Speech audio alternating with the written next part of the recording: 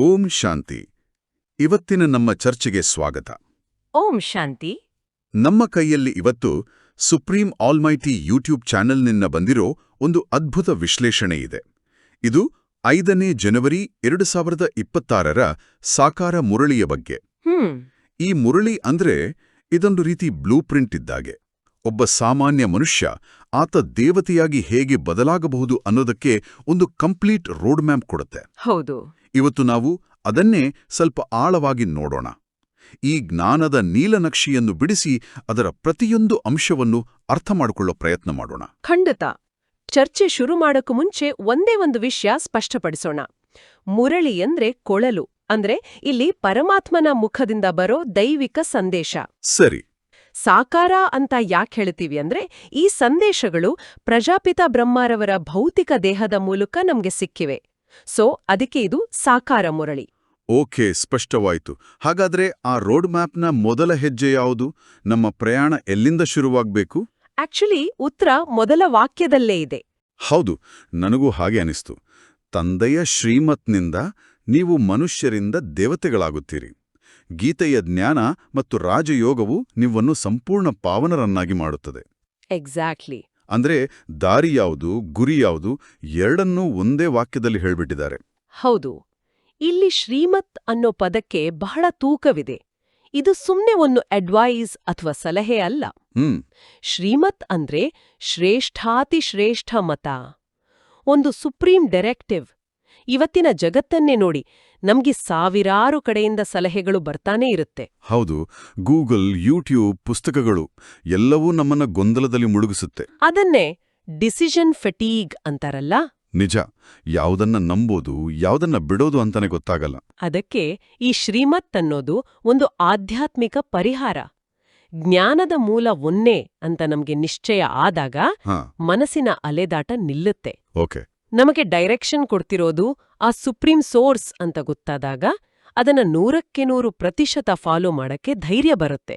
ಬೇರೆಲ್ಲ ಗೊಂದಲಗಳು ತಾವಾಗೆ ಫಿಲ್ಟರ್ ಆಗ್ಬಿಡ್ತವೆ. ಸರಿ. ಈ ಶ್ರೀಮತ್ನಿಂದ ನಾವು ಪಾವನರಾಗ್ತೀವಿ, ಸತೋಪ್ರಧಾನರಾಗ್ತೀವಿ ಅಂತ ಹೇಳಿದ್ರಿ. ಮುರಳಿಯಲ್ಲಿ ಒಂದು ಪ್ರಶ್ನೆ ಇದೆ. ಸತ್ಯಯುಗದಲ್ಲಿ ಎಲ್ಲವೂ ಸತೋಪ್ರಧಾನವಾಗಿ ಅಂದ್ರೆ ಪರ್ಫೆಕ್ಟ್ ಆಗಿ ಯಾಕಿರುತ್ತೆ? ಇದು ಎಲ್ಲರ ಮನಸ್ಸಲ್ಲೂ ಬರೋ ಪ್ರಶ್ನೆ ಅಲ್ವಾ? ಅಲ್ಲಿನ ಪ್ರಪಂಚ ಅಷ್ಟು ಸುಂದರವಾಗಿರಲು ಕಾರಣವೇನು? ಹೌದು, ಮತ್ತು ಅದಕ್ಕೆ ಉತ್ತರ ಎಷ್ಟು ಸರಳವಾಗಿದೆಯೋ ಅಷ್ಟೇ ಆಳವಾಗಿದೆ. ಪರಮಾತ್ಮ ಹೇಳೋದು, ಯಾಕೆಂದ್ರೆ ಅಲ್ಲಿ ವಾಸಿಸುವ ಮನುಷ್ಯರು ಸತೋಪ್ರಧಾನರಾಗಿರುತ್ತಾರೆ. ಓ. ಇಡೀ ರಹಸ್ಯ ಇರೋದೇ ಆತ್ಮದ ಸ್ಥಿತಿಯಲ್ಲಿ. ಸತ್ಯಯುಗದ ಶ್ರೇಷ್ಠತೆಗೆ ಅಲ್ಲಿನ ಚಿನ್ನದ ಅರಮನೆಗಳಾಗಲಿ ಅಥವಾ ಟೆಕ್ನಾಲಜಿಯಾಗಲಿ ಕಾರಣ ಅಲ್ಲ. ಕಾರಣ ಅಲ್ಲಿನ ಆತ್ಮಗಳ ಪಾವನ ಸ್ಥಿತಿ. ಹೌದು, ಸಂಪೂರ್ಣ ಪಾವನ ಸ್ಥಿತಿ. ಅಂದ್ರೆ ನೀವು ಹೇಳ್ತಿರೋದು ನಮ್ಮ ಹೊರಗಿನ ಪ್ರಪಂಚದ ಸ್ಥಿತಿ ಅನ್ನೋದು ನಮ್ಮ ಒಳಗಿನ ಸ್ಥಿತಿಯ ಪ್ರತಿಬಿಂಬ ಮಾತ್ರ. ನಿಖರವಾಗಿ. ನಾವು ಜಗತ್ತನ್ನು ಬದಲಾಯಿಸಲು ಹೋಗೋ ಬದಲು ನಮ್ಮನ್ನು ನಾವು ಬದಲಾಯಿಸಿಕೊಂಡ್ರೆ ಜಗತ್ತು ತಾನಾಗಿಯೇ ಬದಲಾಗುತ್ತೆ. ಎಕ್ಸಾಕ್ಟ್ಲಿ. ಎಲ್ಲವೂ ನಮ್ಮ ಕಲೆಕ್ಟಿವ್ ಕಾನ್ಷಿಯಸ್ನೆಸ್ ಮೇಲೆ ನಿಂತಿದೆ. ಯಾವಾಗ ಆತ್ಮಗಳು ಶ್ರೇಷ್ಠವಾಗಿರುತ್ತವೆಯೋ ಆಗ ಪ್ರಕೃತಿಯ 5 ತತ್ವಗಳು ಕೂಡ ಅವರ ದಾಸಿಯಾಗಿ ಅತ್ಯುತ್ತಮ ರೂಪದಲ್ಲಿ ಸೇವೆ ಮಾಡುತ್ತವೆ. ಹೌದು. ಅದೇ ಈಗ ಕಲಿಯುಗದಲ್ಲಿ ಆತ್ಮಗಳು ತಮೋಪ್ರಧಾನ ಸ್ಥಿತಿಗೆ ಬಂದಿರೋದ್ರಿಂದ ಅದೇ ಪ್ರಕೃತಿ ನಮಗೆ ಪ್ರವಾಹ, ಭೂಕಂಪಗಳ ರೂಪದಲ್ಲಿ ದುಃಖ ಕೊಡ್ತಿದೆ. ಅಂದ್ರೆ ಪ್ರಕೃತಿಯಲ್ಲಿ ತಪ್ಪಿಲ್ಲ, ನಮ್ಮ ಸ್ಥಿತಿಯಲ್ಲಿ ಬದಲಾವಣೆಯಾಗಿದೆ. ಹೌದು. ಆತ್ಮದ ಸ್ಥಿತಿಯೇ ಎಲ್ಲದಕ್ಕೂ ಮೂಲ ಅಂತ ನೀವು ಹೇಳಿದ್ರಿ. ಈ ಆತ್ಮದ ಮೂಲ ಸ್ಥಿತಿಯನ್ನ ಅರ್ಥ ಮಾಡ್ಕೊಳಕ್ಕೆ ಮುರಳಿಯಲ್ಲಿ ಒಂದು ಅದ್ಭುತವಾದ ರೂಪಕ ಬಳಸಲಾಗಿದೆ. ಅದೇ ತಲೆ ಕೆಳಗಾದ ಮರ. ಇದು ಕೇಳೋಕ್ ಸ್ವಲ್ಪ ವಿಚಿತ್ರವಾಗಿ ಅನ್ಸಿದ್ರು ಇದರಲ್ಲಿ ದೊಡ್ಡ ಅರ್ಥ ಅಡಗಿದೆ ಅಂತ ಅನ್ಸುತ್ತೆ. ಅದರ ಬಗ್ಗೆ ಸ್ವಲ್ಪ ವಿವರಿಸ್ಬೋದಾ? ಖಂಡಿತ. ಇದೊಂದು ಅದ್ಭುತ ರೂಪಕ. ಇದರ ಅರ್ಥ, ಈ ಸೃಷ್ಟಿಯನ್ನೋ ಮರದ ಬೀಜ ಅಂದ್ರೆ ಇದರ ರಚಯಿತ ಮೇಲಿದ್ದಾನೆ. ಓಕೆ. ಪರಮಾತ್ಮನು ಈ ಮರದ ಚೈತನ್ಯ ಬೀಜ. ಒಂದು ಸಣ್ಣ ಮಾವಿನ ಬೀಜದಲ್ಲಿ ಇಡೀ ಮರದ ನಕ್ಷೆ, ಅದರ ಕೊಂಬೆಗಳು, ಎಲೆಗಳು, ಹಣ್ಣುಗಳ ಸಂಪೂರ್ಣ ಜ್ಞಾನ ಅಡಗಿರುವಂತೆ. ಆ ಚೈತನ್ಯ ಬೀಜರೂಪಿ ಪರಮಾತ್ಮನಲ್ಲಿ ಇಡೀ ಸೃಷ್ಟಿಯ ಆದಿ, ಮಧ್ಯ, ಅಂತ್ಯದ ಸಂಪೂರ್ಣ ಜ್ಞಾನವಿದೆ. ಒಂದ್ ನಿಮಿಷ. ಚೈತನ್ಯ ಬೀಜ ಅಂದ್ರೆ ಆ ಬೀಜಕ್ಕೆ ಪ್ರಜ್ಞೆ ಇದೆ ಅಂತನಾ? ಇದು ಸಾಮಾನ್ಯ ಬೀಜಕ್ಕಿಂತ ಹೇಗೆ ಭಿನ್ನ? ಬಹಳ ಒಳ್ಳೆಯ ಪ್ರಶ್ನೆ. ಒಂದು ಜಡ ಬೀಜ ಮಾತಾಡಿ ತನ್ನ ಪರಿಚಯ ಕೊಡೋಕಾಗಲ್ಲ. ಅದರಲ್ಲಿ ಜ್ಞಾನ ಇದೆ, ಆದ್ರೆ ಪ್ರಜ್ಞೆ ಇಲ್ಲ. ಸರಿ. ಆದ್ರೆ ಈ ಚೈತನ್ಯ ಬೀಜ ಅಂದ್ರೆ ಪರಮಾತ್ಮ ಸ್ವತಃ ತಾನೇ ಬಂದು ತನ್ನ ಮತ್ತು ತನ್ನ ಸಂಪೂರ್ಣ ರಚನೆಯ ಅಂದ್ರೆ ಈ ಸೃಷ್ಟಿರೂಪಿ ಮರದ ಪರಿಚಯವನ್ನು ನಮಗೆ ನೀಡುತ್ತಾನೆ. ಓಕೆ. ಹಾಗಾದ್ರೆ ಆ ಮರದ ಮೊದಲ ಎಲೆ ಯಾರು? ಮುರಳಿಯಲ್ಲಿ ಸ್ಪಷ್ಟವಾಗಿ ಹೇಳಿದ್ದಾರೆ, ಸತ್ಯಯುಗದ ಮೊದಲ ಎಲೆ ಅಂದ್ರೆ ಶ್ರೀಕೃಷ್ಣ. ಒಂದು ಹೊಸ ಎಲೆ ಹೇಗೆ ಚಿಗುರೊಡೆದು ಕೋಮಲವಾಗಿರುತ್ತೋ ಹಾಗೆಯೇ ಹೊಸ ದುನಿಯಾ ಶುರುವಾಗುತ್ತೆ. ಶ್ರೀಕೃಷ್ಣನ ಆತ್ಮವೇ ಹೊಸ ದುನಿಯಾದ ಮೊದಲ ರಾಜಕುಮಾರನಾಗುತ್ತಾನೆ. ಇಲ್ಲಿ ಇನ್ನೊಂದು ಅದ್ಭುತ ವಿಷಯ ಇದೆ. ಏನದು? ಪರಮಾತ್ಮ ನಮಗೆ ಹೇಳ್ತಾರೆ, ಈಗ ನಿಮಗೂ ಈ ಸಂಪೂರ್ಣ ಮರದ ಜ್ಞಾನ ಸಿಕ್ಕಿದೆ. ಆದ್ದರಿಂದ ನೀವು ಕೇವಲ ಎಲೆಗಳಲ್ಲ, ನೀವು ತಂದೆಯಂತೆ ಮಾಸ್ಟರ್ ಬೀಜಗಳು. ವಾಹ್, ಮಾಸ್ಟರ್ ಬೀಜಗಳು! ಇದು ಕೇಳೋಕೆ ತುಂಬಾ ಎಂಪವರಿಂಗ್ ಆದಿದೆ. ಹೌದು, ಇದು ಕೇವಲ ಒಂದು ರೂಪಕವಲ್ಲ, ಇದು ಏಜೆನ್ಸಿ ಅಥವಾ ಕರ್ತೃತ್ವದ ಭಾವನೆಯನ್ನು ನಮ್ಮಲ್ಲಿ ಜಾಗೃತಗೊಳಿಸುತ್ತೆ. ಅಂದ್ರೆ ನಾವು ಕೇವಲ ಸೃಷ್ಟಿಯ ಪರಿಣಾಮಗಳಲ್ಲ, ನಾವು ಸೃಷ್ಟಿಯ ಮೂಲ ಕಾರಣದ ಭಾಗವಾಗಿದ್ದೇವೆ ಅನ್ನೋ ಅರಿವು. ಹೌದು, ಅದು ನಮ್ಮ ಜವಾಬ್ದಾರಿಯನ್ನು ಹೆಚ್ಚಿಸುತ್ತೆ. ಪ್ರತಿಯೊಂದು ಸಂಕಲ್ಪ, ಮಾತು ಮತ್ತು ಕರ್ಮದಿಂದ ನಾವು ಈ ಮರವನ್ನು ಪೋಷಿಸುತ್ತಿದ್ದೇವೆಯೋ ಅಥವಾ ಹಾಳು ಮಾಡುತ್ತಿದ್ದೇವೋ ಎಂಬ ಅರಿವು ಬರುತ್ತೆ. ಇಲ್ಲಿ ಜ್ಞಾನಮಾರ್ಗ ಮತ್ತು ಭಕ್ತಿಮಾರ್ಗದ ನಡುವಿನ ವ್ಯತ್ಯಾಸ ಸ್ಪಷ್ಟವಾಗಿ ಕಾಣಿಸುತ್ತಲ್ವಾ? ಭಕ್ತಿಮಾರ್ಗದಲ್ಲಿ ಅನೇಕ ಶಾಸ್ತ್ರಗಳು, ಪುಸ್ತಕಗಳಿವೆ. ಹೌದು, ಅವು ಮನುಷ್ಯನ ಬುದ್ಧಿಯನ್ನು ಇನ್ನಷ್ಟು ಗೊಂದಲಕ್ಕೆ ತಳ್ಳುತ್ತವೆ. ಸರಿ. ಆದರೆ ಜ್ಞಾನದ ಸಾಗರ ಒಬ್ಬನೇ ತಂದೆಯಾದಾಗ ಅವರ ಜ್ಞಾನದ ಪುಸ್ತಕವು ಒಂದೇ ಆಗಿರಬೇಕು. ಅದೇ ಶ್ರೀಮದ್ ಭಗವದ್ಗೀತೆ. ಉಳಿದೆಲ್ಲ ಶಾಸ್ತ್ರಗಳು ಭಕ್ತಿಮಾರ್ಗದಲ್ಲಿ ಆ ಒಂದೇ ಗೀತೆಯಿಂದ ಹುಟ್ಟಿಕೊಂಡಿವೆ. ಇಲ್ಲೊಂದು ಸಣ್ಣ ಗೊಂದಲ ಇದೆ. ಮುರುಳಿಯಲ್ಲಿ ಭಕ್ತಿಮಾರ್ಗದ ಚಿತ್ರಗಳ ಪೂಜೆ ಮಾಡಬಾರದು ಅಂತ ಹೇಳಲಾಗಿದೆ, ಆದರೆ ಜ್ಞಾನಮಾರ್ಗದಲ್ಲಿ ನಾವು ಲಕ್ಷ್ಮೀನಾರಾಯಣರ ಚಿತ್ರಗಳನ್ನ ಬಳಸ್ತೇವೆ. ಈ ವ್ಯತ್ಯಾಸವನ್ನ ಹೊಸದಾಗಿ ಕೇಳುವವರು ಹೇಗೆ ಅರ್ಥ ಮಾಡ್ಕೊಳ್ಬೇಕು? ಇದು ಬಹಳ ಮುಖ್ಯವಾದ ಪ್ರಶ್ನೆ. ಇಲ್ಲಿ ಎಲ್ಲವೂ ದೃಷ್ಟಿಯ ಆಟ. Perspective is everything. ಓಕೆ. ಭಕ್ತಿಮಾರ್ಗದಲ್ಲಿ ಭಕ್ತರು ಚಿತ್ರಗಳ ಮುಂದೆ ನಿಂತು ದೇವರೇ ನನಗೆ ಅದನ್ನ ಕೊಡು, ಇದನ್ನ ಕೊಡು ಅಂತ ಬೇಡ್ತಾರೆ. ಹೌದು, ಅವರು ತಮ್ಮನ್ನು ಬೇರೆಯಾಗಿ ಕೇಳುವವರಾಗಿ ನೋಡ್ತಾರೆ. ಎಕ್ಸಾಕ್ಟ್ಲಿ. ಆದ್ರೆ ಜ್ಞಾನಮಾರ್ಗದಲ್ಲಿ ಅದೇ ಲಕ್ಷ್ಮೀನಾರಾಯಣರ ಚಿತ್ರ ನಮ್ಮ ಗುರಿ ಮತ್ತು ಸ್ಫೂರ್ತಿಯಾಗುತ್ತೆ.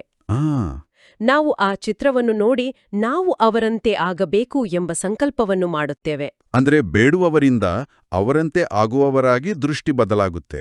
ಪರ್ಫೆಕ್ಟ್. ಪೂಜ್ಯರಾಗಲು ಪೂಜೆ ಮಾಡಬೇಕಾಗಿಲ್ಲ, ಪುರುಷಾರ್ಥ ಮಾಡಬೇಕು. ನಾವು ಅವರ ದೈವಿ ಗುಣಗಳನ್ನು ನೋಡಿ ಅವುಗಳನ್ನು ನಮ್ಮ ಜೀವನದಲ್ಲಿ ಅಳವಡಿಸಿಕೊಳ್ಳುವ ಪ್ರಯತ್ನ ಮಾಡ್ತೀವಿ. ಚಿತ್ರ ಅದೇ, ಆದ್ರೆ ನೋಡೋ ದೃಷ್ಟಿಕೋನ ಸಂಪೂರ್ಣವಾಗಿ ಬದಲಾಗುತ್ತೆ. ಮುರಳಿಯಲ್ಲಿ ಬ್ರಹ್ಮಪುತ್ರ ನದಿಯ ಉಲ್ಲೇಖವಂತೂ ಬಹಳ ಆಶ್ಚರ್ಯಕರವಾಗಿತ್ತು. ನಾನು ಅದನ್ನ ಯಾವಾಗಲೂ ಒಂದು ಭೌಗೋಳಿಕ ವಿಷಯವಾಗಿ ಅಷ್ಟೇ ನೋಡಿದ್ದೆ. ಹೌದು, ಇದು ನಿಜಕ್ಕೂ ಒಂದು ಹೊಸ ದೃಷ್ಟಿಕೋನ. ನಾವು ದಿನನಿತ್ಯ ಕೇಳುವ ಭೌಗೋಳಿಕ ಹೆಸರುಗಳ ಹಿಂದೆ ಇಂತಹ ಆಧ್ಯಾತ್ಮಿಕ ರಹಸ್ಯಗಳು ಅಡಗಿರಬಹುದು ಅಂತ ಯೋಚಿಸಿಯೇ ಇಲ್ಲಿಲ್ಲ. ಇಲ್ಲಿ ಪ್ರಜಾಪಿತಾ ಬ್ರಹ್ಮರನ್ನು ಜ್ಞಾನದ ಅತಿದೊಡ್ಡ ನದಿಗೆ ಮತ್ತು ಶಿವನನ್ನು ಜ್ಞಾನಸಾಗರಕ್ಕೆ ಹೋಲಿಸಲಾಗಿದೆ. ಜ್ಞಾನಸಾಗರವಾದ ಶಿವನು ಪ್ರಜಾಪಿತಾ ಬ್ರಹ್ಮ ಎಂಬ ನದಿಯಲ್ಲೇ ಅವತರಿಸಿದಾಗ. ಜ್ಞಾನಸಾಗರ ಮತ್ತು ಬ್ರಹ್ಮ ನದಿಯ ಮಿಲನ. ಹೌದು, ಅದೇ ನಿಜವಾದ ಕುಂಭಮೇಳ. ಅದ್ಭುತ. ಅಂದ್ರೆ ನಾವು ಆತ್ಮಗಳು ಬಂದು ಜ್ಞಾನ ಸ್ನಾನ ಮಾಡಿ ಪಾವನರಾಗುವ ಚೈತನ್ಯ ಸಂಗಮ. ಶಾಸ್ತ್ರಗಳಲ್ಲಿ ಹೇಳೋ ನದಿಗಳು ಜಡ, ಇದು ಚೈತನ್ಯ ಜ್ಞಾನ ನದಿ. ಹೌದು. ಈಗ ಮುರಳಿಯ ಇನ್ನೊಂದು ಪ್ರಮುಖ ಭಾಗಕ್ಕೆ ಬರೋಣ. ಕಲ್ಪದ ಆಯುಷ್ಯ ಲಕ್ಷಾಂತರ ವರ್ಷಗಳು ಅನ್ನೋ ಕಲ್ಪನೆಯನ್ನ ತೆಗೆದುಹಾಕಿ 5,000 ವರ್ಷಗಳ ಚಕ್ರ ಅನ್ನೋ ವಿಷಯವನ್ನು ಮುರಳಿ ಮುಂದಿಡುತ್ತೆ. ಇದು ಜ್ಞಾನವನ್ನು ಹೆಚ್ಚು ಪ್ರಾಯೋಗಿಕವಾಗಿಸುತ್ತೆ ಅಲ್ವಾ? ಹೌದು, 5,000 ವರ್ಷಗಳ ಚಕ್ರದ ಕಲ್ಪನೆ ಜ್ಞಾನವನ್ನು ಸುಲಭವಾಗಿಸುತ್ತೆ. ಆದರೆ ವಿಜ್ಞಾನ ಮತ್ತು ಇತಿಹಾಸ ಹೇಳೋದು ಮಾನವ ನಾಗರಿಕತೆ ಲಕ್ಷಾಂತರ ವರ್ಷಗಳಷ್ಟು ಹಳೆಯದು ಅಂತ. ಈ ಎರಡೂ ದೃಷ್ಟಿಕೋನಗಳನ್ನು ಹೇಗೆ ಸಮನ್ವಯಗೊಳಿಸಿಕೊಳ್ಬೋದು? ಇದು ಬಹಳ ಪ್ರಸ್ತುತವಾದ ಪ್ರಶ್ನೆ. ಇಲ್ಲಿ ನಾವು 2 ವಿಭಿನ್ನ ಜ್ಞಾನ ವ್ಯವಸ್ಥೆಗಳ ಬಗ್ಗೆ ಮಾತಾಡ್ತಿದ್ದೇವೆ. ವಿಜ್ಞಾನ ಅನ್ನೋದು ಭೌತಿಕ ಪುರಾವೆಗಳ ಆಧಾರದ ಮೇಲೆ ಲೀನಿಯರ್ ಟೈಮ್, ಅಂದ್ರೆ ರೇಖೀಯ ಸಮಯವನ್ನು ಅಳೆಯುತ್ತೆ. ಓಕೆ, ಅದರ ಪ್ರಕಾರ ಸಮಯ ಮುಂದೆ ಮಾತ್ರ ಹೋಗುತ್ತೆ. ಹೌದು. ಆದರೆ ಆಧ್ಯಾತ್ಮಿಕ ಜ್ಞಾನವು ಸೈಕ್ಲಿಕಲ್ ಟೈಮ್, ಅಂದ್ರೆ ಚಕ್ರೀಯ ಸಮಯದ ಬಗ್ಗೆ ಹೇಳುತ್ತೆ. ಇಲ್ಲಿ ಇತಿಹಾಸ ಪುನರಾವರ್ತನೆಯಾಗುತ್ತೆ. 5,000 ವರ್ಷಗಳ ಚಕ್ರ ಅನ್ನೋದು ನಮ್ಮ ಆಧ್ಯಾತ್ಮಿಕ ಪ್ರಯಾಣಕ್ಕೆ ಒಂದು ಪ್ರಾಯೋಗಿಕ ಚೌಕಟ್ಟನ್ನು ಕೊಡುತ್ತೆ. ತರ್ಕಕ್ಕೆ ಸುಲಭವಾಗಿ ಹೊಂದಿಕೊಳ್ಳುತ್ತೆ. ಹೌದು, ಲಕ್ಷಾಂತರ ವರ್ಷಗಳು ಅಂದಾಗ ಬುದ್ಧಿ ಅದನ್ನ ಒಪ್ಪಿಕೊಳ್ಳಲ್ಲ. ಎಲ್ಲವೂ ಒಂದು ಕಥೆಯಂತೆ ಅನಿಸುತ್ತೆ. 5000 ವರ್ಷಗಳು ಅಂದಾಗ ನಾವು ಈ ವಿಶ್ವನಾಟಕದ ಯಾವ ಭಾಗದಲ್ಲಿ ಇದ್ದೇವೆ ಅಂತ ನಿಖರವಾಗಿ ತಿಳಿಯಬಹುದು. ಇದು ನಮ್ಮನ್ನ ಮಾಸ್ಟರ್ ಜ್ಞಾನಸಾಗರ ಆತ್ಮಗಳು ಅನ್ನೋ ಅರಿವಿಗೆ ತರುತ್ತೆ. ಅಂದ್ರೆ ಒಂದನ್ನು ಸರಿ ಇನ್ನೊಂದನ್ನು ತಪ್ಪು ಅಂತ ನೋಡೋ ಬದಲು ಎರಡೂ ತಮ್ಮ ತಮ್ಮ ಕ್ಷೇತ್ರದಲ್ಲಿ ಮಾನ್ಯವಾಗಿವೆ ಅಂತ ನೋಡ್ಬೇಕಾ? ಖಂಡಿತ. ಒಂದು ದೇಹದ ಇತಿಹಾಸ, ಇನ್ನೊಂದು ಆತ್ಮದ ಇತಿಹಾಸ. ನಾವು ಎರಡನ್ನೂ ಗೌರವಿಸಬಹುದು, ಆದರೆ ನಮ್ಮ ಆದ್ಯತೆ ಆತ್ಮದ ಪ್ರಯಾಣದ ಬಗ್ಗೆ ಇರಬೇಕು. ಹಾಗಾದರೆ ವಿಜ್ಞಾನದ ಬಗ್ಗೆ ಮುರಳಿಯ ದೃಷ್ಟಿಕೋನವೇನು? ಅದನ್ನ ಮಾಯೆಯ ಆಡಂಬರ ಅಂತ ಹೇಳಲಾಗಿದೆ. ಇದರ ಅರ್ಥ ವಿಜ್ಞಾನವನ್ನ ತಿರಸ್ಕರಿಸಬೇಕಾ?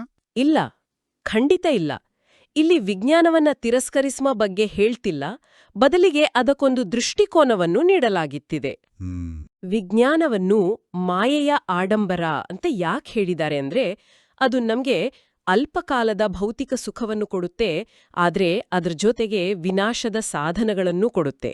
ಒಂದು ಕಡೆ ವಿಮಾನ, ಇನ್ನೊಂದು ಕಡೆ ಯುದ್ಧ ವಿಮಾನ. ಹೌದು, ಒಂದ್ ಕಡೆ ಔಷಧಿ, ಇನ್ನೊಂದ್ ಕಡೆ ಅಣುಬಾಂಬ್. ಆದರೆ ಇದೇ ವಿಜ್ಞಾನ ಜ್ಞಾನವಲ್ಲ ಜಗತ್ತಿನಾದ್ಯಂತ ಹರಳಲು ಸಹಾಯ ಮಾಡ್ತಿದೆ ಅಲ್ವಾ?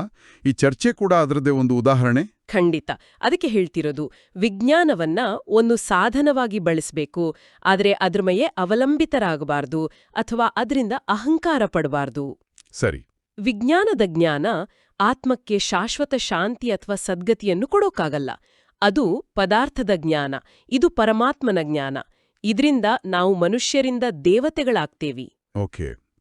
ವಿಜ್ಞಾನ ಹೇಗೆ ಅನ್ನೋ ಪ್ರಶ್ನೆಗೆ ಉತ್ತರ ಕೊಡಬಹುದು, ಆದರೆ ಯಾಕೆ ಅನ್ನೋ ಪ್ರಶ್ನೆಗೆ ಉತ್ತರ ಆಧ್ಯಾತ್ಮಿಕತೆಯಲ್ಲಿದೆ. ಪರ್ಫೆಕ್ಟ್. ನಮ್ಮ ಆದ್ಯತೆ ಯಾವುದು ಅನ್ನೋದನ್ನ ನಾವು ಆರಿಸ್ಕೋಬೇಕು. ಸರಿ.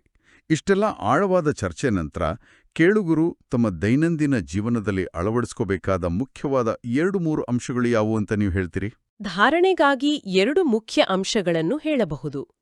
ಮೊದಲನೆಯದು, ದೇವತೆಗಳ ಚಿತ್ರಗಳ ಮುಂದೆ ನಿಂತು ಬೇಡುವುದನ್ನು ಬಿಟ್ಟು ಅವರಂತೆ ಆಗುವ ಗುರಿಯೊಂದಿಗೆ ದೈವಿ ಗುಣಗಳನ್ನು ಧಾರಣೆ ಮಾಡುವ ಸಂಕಲ್ಪ ಮಾಡುವುದು. ಆ ದೃಷ್ಟಿಯನ್ನು ಬೇಡುವುದರಿಂದ ಆಗುವುದರ ಕಡೆಗೆ ಬದಲಾಯಿಸುವುದು. ಹೌದು, ಇದು ನಮ್ಮನ್ನು ಭಿಕ್ಷುಕ ಸ್ಥಿತಿಯಿಂದ ಮಾಲೀಕ ಸ್ಥಿತಿಗೆ ತರುತ್ತೆ. ಮತ್ತು ಎರಡನೆಯದು, ಸೃಷ್ಟಿಯ ಬೀಜರೂಪಿ ತಂದೆ ಮತ್ತು ಅವರ ಈ ಚೈತನ್ಯ ರಚನೆಯನ್ನು ಯಥಾರ್ಥವಾಗಿ ಅರ್ಥ ಮಾಡಿಕೊಂಡು ಜ್ಞಾನಪೂರ್ಣರಾಗಿರುವುದು. ಈ ಜ್ಞಾನ ನಮಗೆ ಸಿಕ್ಕಿದೆ ಅಂದ್ರೆ ನಾವು ಈ ಜಗತ್ತಿನಲ್ಲೇ ಅತ್ಯಂತ ಭಾಗ್ಯಶಾಲಿ ಆತ್ಮಗಳು ಎಂಬ ಅಧಿಕಾರದಲ್ಲಿರುವುದು. ಈ ಅರಿವು ನಮ್ಮನ್ನು ಯಾವುದೇ ಪರಿಸ್ಥಿತಿಯಲ್ಲಿ ಸ್ಥಿರವಾಗಿರಿಸುತ್ತೆ. ನಿಜ. ಇವತ್ತಿನ ವರದಾನ ಮತ್ತು ಸ್ಲೋಗನ್ ಕೂಡ ಬಹಳ ಶಕ್ತಿಯುತವಾಗಿವೆ. ಅವುಗಳನ್ನು ಹೇಗೆ ಅಳವಡಿಸಿಕೊಳ್ಳಬಹುದು? ಹೌದು, ವರದಾನ ಬಹಳ ಪ್ರಾಯೋಗಿಕವಾಗಿದೆ. ಒಬ್ಬ ತಂದೆ, ಬೇರೆ ಯಾರೂ ಇಲ್ಲ ಅಂದ್ರೆ ಏಕ್ ಬಾಪ್ ದೂಸ್ರಾ ನಾ ಕೋಯಿ ಎಂಬ ಸ್ಮೃತಿಯಿಂದ ಸ್ಥಿರವಾದ ಸ್ಥಿತಿಯನ್ನು ಹೊಂದುವುದು. ಇದನ್ನು ಹೇಗೆ ಬಳಸುವುದು? ಜೀವನದಲ್ಲೇ ಯಾವುದೇ ವ್ಯಕ್ತಿ, ವಸ್ತು ಅಥವಾ ಪರಿಸ್ಥಿತಿ ನಮ್ಮ ಮನಸ್ಸನ್ನ ಕೆಳಗೆಳೆಯಲು ಪ್ರಯತ್ನಿಸಿದಾಗ, ಉದಾಹರಣೆಗೆ ಆಫೀಸ್ನಲ್ಲಿ ಟೆನ್ಷನ್ ಆದಾಗ ಅಥವಾ ಸಂಬಂಧಗಳಲ್ಲಿ ಸಮಸ್ಯೆ ಬಂದಾಗ, ಆ ಕ್ಷಣದಲ್ಲಿ ಈ ಒಂದು ಸಂಕಲ್ಪ ಮಾಡಿ, ನನಗೆ ಆ ಒಬ್ಬ ತಂದೆ ಇದ್ದಾನೆ, ಬೇರೆ ಯಾರೂ ಇಲ್ಲ. ಹೌದು, ಇದು ತಕ್ಷಣವೇ ನಮ್ಮನ್ನು ಎಲ್ಲ ಲೌಕಿಕ ಗೊಂದಲಗಳಿಂದ ಮೇಲೆತ್ತಿ ಸ್ಥಿತಿಯನ್ನು ಸ್ಥಿರಗೊಳಿಸುತ್ತೆ. ಇದೊಂದು ಮಾಸ್ಟರ್ ಕೀ ಇದ್ದಾಗೆ. ಅದ್ಭುತ. ಮತ್ತು ಸ್ಲೋಗನ್ ಬಗ್ಗೆ ಏನ್ ಹೇಳ್ತೀರಿ? ಸ್ಲೋಗನ್ ಹೀಗಿದೆ: ಜ್ಞಾನದ ಶಕ್ತಿಯನ್ನು ಧಾರಣೆ ಮಾಡಿಕೊಂಡರೆ ವಿಘ್ನಗಳು ದಾಳಿ ಮಾಡುವ ಬದಲು ಸೋಲೊಪ್ಪಿಕೊಳ್ಳುತ್ತವೆ. ಅಂದ್ರೆ ನಾವು ಪ್ರತಿದಿನ ಜ್ಞಾನದಿಂದ ನಮ್ಮನ್ನು ನಾವು ಚಾರ್ಜ್ ಮಾಡಿಕೊಂಡಾಗ ನಮ್ಮ ಸುತ್ತ ಒಂದು ಶಕ್ತಿಯುತ ಆರಾ ಅಥವಾ ಪ್ರಭಾಮಂಡಲ ನಿರ್ಮಾಣವಾಗುತ್ತೆ. ಆಗ ಮಾಯೆಯ ವಿಘ್ನಗಳು ನಮ್ಮ ಹತ್ತಿರ ಬರೋ ಮೊದಲೇ ನಮ್ಮ ಆ ಶಕ್ತಿಯನ್ನ ನೋಡಿ ಸೋತು ಹಿಂದಿರುಗುತ್ತವೆ. ಇದು ರೋಗ ಬಂದ ಮೇಲೆ ಔಷಧಿ ತಗೊಳ್ಳೋದಲ್ಲ, ರೋಗ ಬರದಂತೆ ರೋಗ ನಿರೋಧಕ ಶಕ್ತಿ ಬೆಳೆಸ್ಕೊಂಡಾಗೆ. ಎಕ್ಸಾಕ್ಟ್ಲಿ. ಈ ಇಡೀ ಚರ್ಚೆ ಕೇಳಿದ್ಮೇಲೆ ಒಂದು ವಿಷಯ ಸ್ಪಷ್ಟ ಆಗ್ತಿದೆ. ಇದು ಕೇವಲ ನಮ್ಮ ವೈಯಕ್ತಿಕ ಪರಿವರ್ತನೆ ಬಗ್ಗೆ ಅಲ್ಲ, ಇದರ ಹಿಂದೆ ಒಂದು ದೊಡ್ಡ ಜವಾಬ್ದಾರಿಯೂ ಇದೆ. ಖಂಡಿತ. ಮುರಳಿಯ ಕೊನೆಯಲ್ಲಿ ಬರುವ ಅವ್ಯಕ್ತ ಇಶಾರೆಗಳು ಇದನ್ನೇ ಸೂಚಿಸುತ್ತವೆ. ನಾವು ಕೇವಲ ಜೀವನ ಮುಕ್ತಿಯ ಅನುಭವ ಮಾಡುವುದಲ್ಲ, ಬದಲಿಗೆ ಮಾಸ್ಟರ್ ಮುಕ್ತಿದಾತರಾಗಿ ಇತರ ಆತ್ಮಗಳಿಗೆ, ಅಷ್ಟೇ ಅಲ್ಲ ಪ್ರಕೃತಿಗೂ ಮುಕ್ತಿಯ ದಾರಿ ತೋರಿಸುವವರಾಗಬೇಕು. ಇದು ನಮ್ಮ ವಿಶ್ವ ಕಲ್ಯಾಣಕಾರಿ ಸ್ವರೂಪ. ಹೌದು. ಹಾಗಾದರೆ ಕೇಳುಗರಿಗೆ ಯೋಚಿಸಲು ಒಂದು ಪ್ರಶ್ನೆಯನ್ನು ಬಿಟ್ಟು ಹೋಗೋಣ. ವೈಯಕ್ತಿಕ ಮುಕ್ತಿಯನ್ನು ಅರಸುವುದಷ್ಟೇ ಅಲ್ಲದೆ ಪ್ರಕೃತಿಯ 5 ತತ್ವಗಳನ್ನು ಒಳಗೊಂಡಂತೆ ಇಡೀ ಜಗತ್ತಿಗೆ ಮುಕ್ತಿಯ ಮೂಲವಾಗುವುದಂದ್ರೆ ಅದರ ನಿಜವಾದ ಅರ್ಥವೇನು? ನಮ್ಮ ಒಂದು ಸಕಾರಾತ್ಮಕ ಸಂಕಲ್ಪವು ಹೇಗೆ ನಮ್ಮ ಸುತ್ತಲಿನ ವಾತಾವರಣವನ್ನು, ಪ್ರಕೃತಿಯನ್ನು ಶುದ್ಧೀಕರಿಸಬಲ್ಲದು? ಇದರ ಬಗ್ಗೆ ಚಿಂತನೆ ನಡೆಸಬಹುದು. ಓಂ ಶಾಂತಿ. ಓಂ ಶಾಂತಿ.